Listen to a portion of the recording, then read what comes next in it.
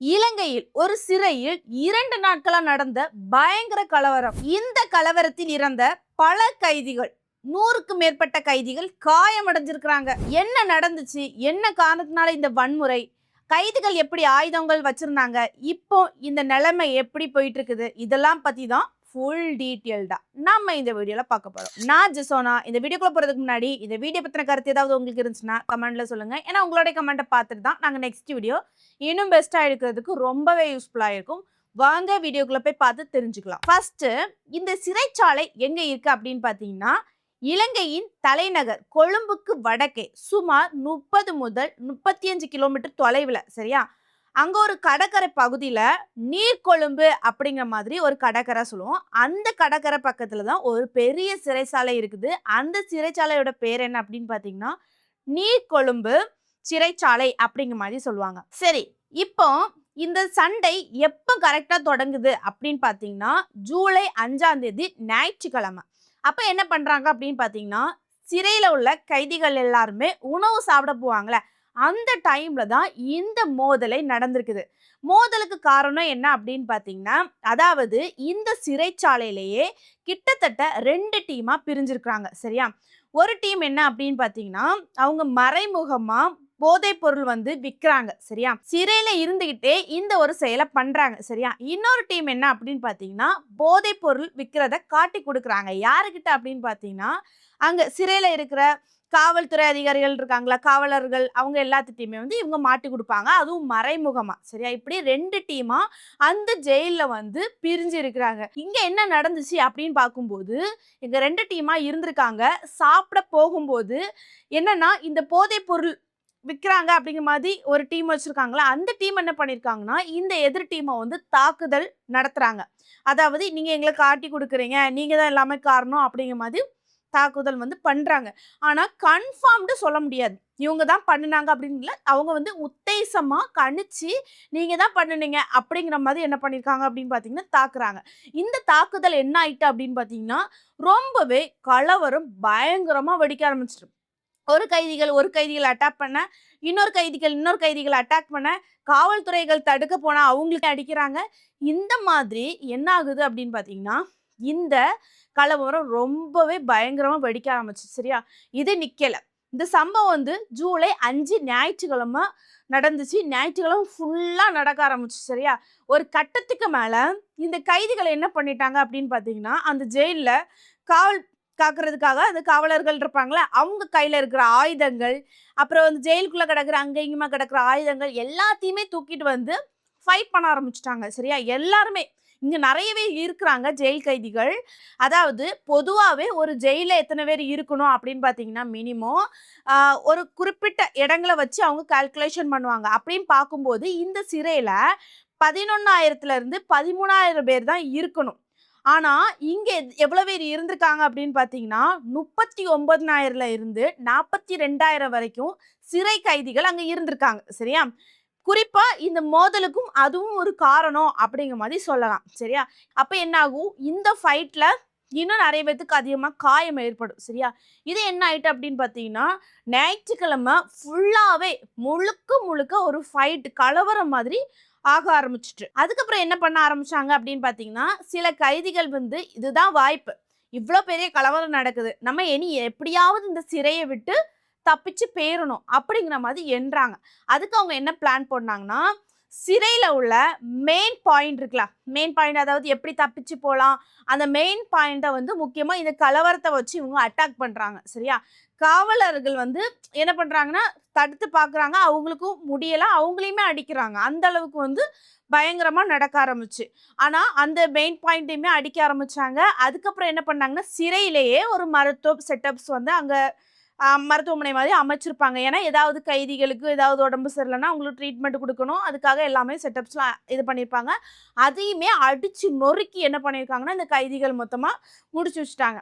இனி இவங்கள விட்டாச்சுன்னா கைதிகள் எல்லாருமே தப்பி போயிருவாங்க. அதனால என்ன பண்ணணும் அப்படின்னு பார்த்தீங்கன்னா, அடுத்த கட்ட நடவடிக்கை எடுக்கிறதுக்காக அங்க உள்ள போலீஸ் அதிகாரிகள் என்ன பண்ணாங்கன்னா, தகவல் கொடுக்குறாங்க.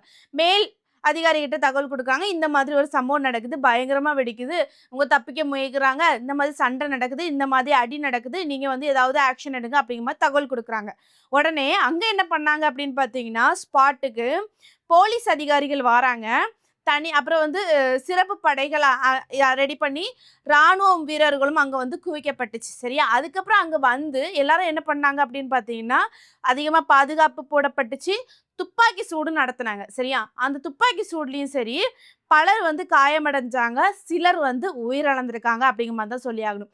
கிட்டத்தட்ட இந்த கலவரத்துல எத்தனை பேர் உயிரிழந்திருக்காங்க அப்படின்னு பார்த்தீங்கன்னா, மினிமம் அதிகபூர்வமாக 26 பேர் உயிரிழந்திருக்காங்க. சரி. ஆனா சில ஊடகங்கள் என்ன சொல்றாங்க அப்படின்னு பார்த்தீங்கன்னா, 27 பேர் உயிரிழந்திருக்காங்க அப்படிங்கிற மாதிரி சொல்றாங்க.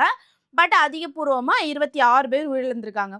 இதுல 7 பேர் வந்து காவலர்கள் அப்படிங்கிற மாதிரி சொல்றாங்க. காவல் அதிகாரிகள் வந்து 7 பேர் இதுல உயிரிழந்ததாகவும், மிச்சம் உள்ளவங்க வந்து கைதிகள் அப்படிங்கிற மாதிரி சொல்லியிருக்காங்க. எத்தனை பேர் காயமடைஞ்சிருக்காங்க அப்படின்னு பார்த்தீங்கன்னா, 100க்கு மேற்பட்டவங்க காயமடைஞ்சிருக்காங்க. அதுலயும் வந்து பலர் துப்பாக்கி சூடு வாங்கியிருக்காங்க. அதுலனால காயமடைஞ்சிருக்காங்க. சரியா? இவங்க எல்லாருமே எங்க சிகிச்சை பெற்றுட்டு வராங்க அப்படின்னு பார்த்தீங்கன்னா, நீர்கொழும்பு மருத்துவமனை உள்ளிட்ட பல இடங்கள்ல, அதாவது 100க்கு மேற்பட்டவங்கள்ல வந்து சிகிச்சை பெற்றுட்டு வராங்க. அவங்களுக்கு வந்து ஹாஸ்பிட்டல்ல இடம் வேணும்ல, அதே மாதிரி அங்க பக்கத்துல இருக்கிற நிறைய ஹாஸ்பிட்டல்ல இது பண்ணி அவங்களுக்கு சிகிச்சை கொடுத்துட்டு இருக்காங்க. இத 100க்கு மேற்பட்டவங்க காயமடைஞ்சிருக்காங்களே, இதுல பலர் வந்து ரொம்பவே சீரியஸ் கண்டிஷன்ல இருக்கிறாங்க அப்படிங்கிற மாதிரி சொல்றாங்க. அதனால உயிரிழப்பு எண்ணிக்கை வந்து கூட அதிக வாய்ப்பு இருக்குது அப்படிங்கிற மாதிரி அவங்க தகவல் தெரிவிச்சிருக்காங்க. சரியா? சரி, ஓகே. இந்த கலவரம் திங்கட்கிழமை காலை வரைக்குமே ரொம்பவே பயங்கரமா நடந்துச்சு. இதுக்கு கவர்மெண்ட் என்னென்ன ஆக்ஷன் எடுத்தாங்க அப்படின்னு பார்க்கும்போது, ஃபர்ஸ்ட் வந்து சிறை சுற்றிலும் கடுமையான பாதுகாப்பு போட்டாங்க. சரியா? அதுக்கு பிறகு ராணுவ செக்யூரிட்டியில இதை வச்சாங்க. சரியா? அவங்க வந்து பாதுகாக்கிறது மாதிரி அவங்க எல்லாருமே வந்து ரெடி பண்றது மாதிரி வச்சிருந்தாங்க. கைதிகள் தப்பிக்க முயற்சி பண்ணும்போது துப்பாக்கி சூடு நடத்துனாங்க.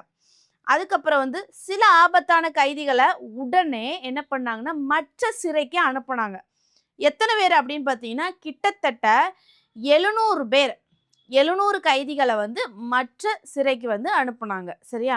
நிதி அமைச்சர் என்ன பண்ணாரு அப்படின்னு பார்த்தீங்கன்னா, நிதி அமைச்சரோட பேரு ஹர்ஷானா நாயகரா. சரியா? அவரு உடனே இதை விசாரிக்கணும், இதை வந்து இப்படியே விடக்கூடாது அப்படிங்கிற மாதிரி சொல்லியிருந்தாரு. அது மட்டும் இல்லாம உறவினர்களுமே கொஞ்சம் வெயிட் பண்ணுங்க, என்ன நடந்துச்சு அப்படிங்கிற மாதிரி இன்னும் தெளிவா டீட்டெயிலா விசாரிப்போம் அப்படிங்கிற மாதிரி அவங்கள்ட்டயுமே சொல்லியிருக்கிறாங்க. இந்த சம்பவம் நடந்தது எப்படியும் உறவினர்கள் வந்து கேட்டு தெரிஞ்சிருப்பாங்க. அவங்க என்ன பண்றாங்க அப்படின்னு பார்த்தீங்கன்னா, உடனே உறவினர்கள் வந்து சிறைக்கு முன்னாடி வந்து அங்க என்ன நடக்குதுன்னு தெரியல, இவ்வளோ பெரிய கலவரம் நடக்குது, என்ன காரணம் அப்படிங்கிற மாதிரி அங்க இருந்து கம்மறி கம்மறி அழுறாங்க. சரியா?